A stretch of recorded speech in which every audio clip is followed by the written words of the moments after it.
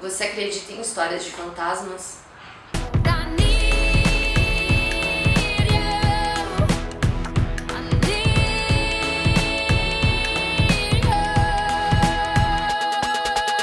Olá, eu sou a Cal e hoje a gente vai falar do livro Amityville, do autor Jay Anson, publicado pela editora Dark Side Books. Antes de começar a falar sobre o livro, eu gostaria de mostrar o trabalho maravilhoso que a editora fez na produção dessa edição aqui. A capa é maravilhosa, veio uma chavezinha também junto com o livro, aqui, a folha de guarda. Vou mostrar um pouquinho da edição dentro. Aqui, ó.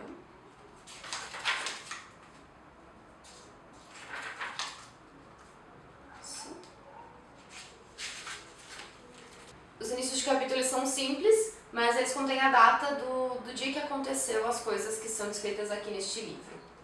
Amityville conta a história da família Lutz e o que acontece com eles a partir do momento que eles se mudam para a casa 112 da Ocean Avenue no dia 18 de dezembro. Este livro ele descreve os testemunhos dos fatos sobrenaturais que aconteceram com esta família durante o período que eles viveram nessa residência. Antes dos Lutz se mudarem para essa casa, aconteceu uma chacina nesse local, onde o filho matou toda a família. Além desse caso, o autor nos mostra alguns outros motivos para a presença sobrenatural na casa. Apesar dessa edição maravilhosa, o trabalho muito bem feito da editora, esse livro não me convenceu.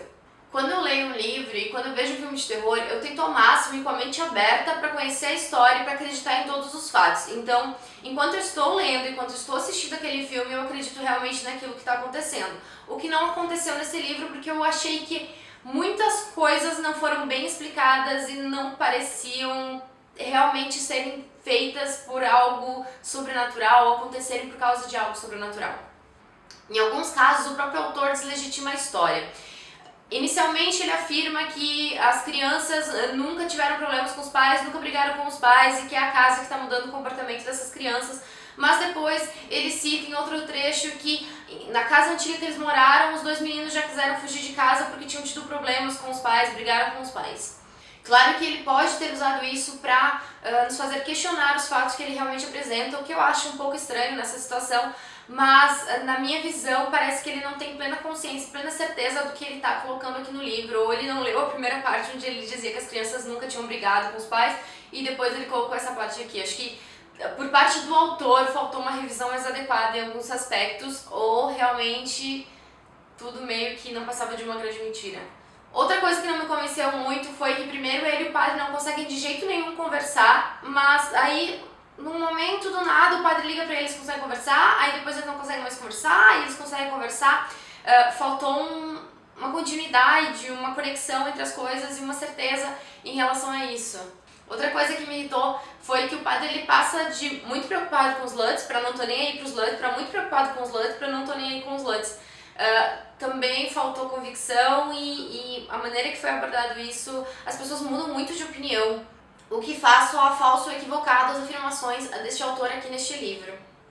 Na minha humilde opinião, 99% dos problemas vividos pelos Lutz podem ser explicados de formas lógicas, sem envolver presença demoníaca na casa.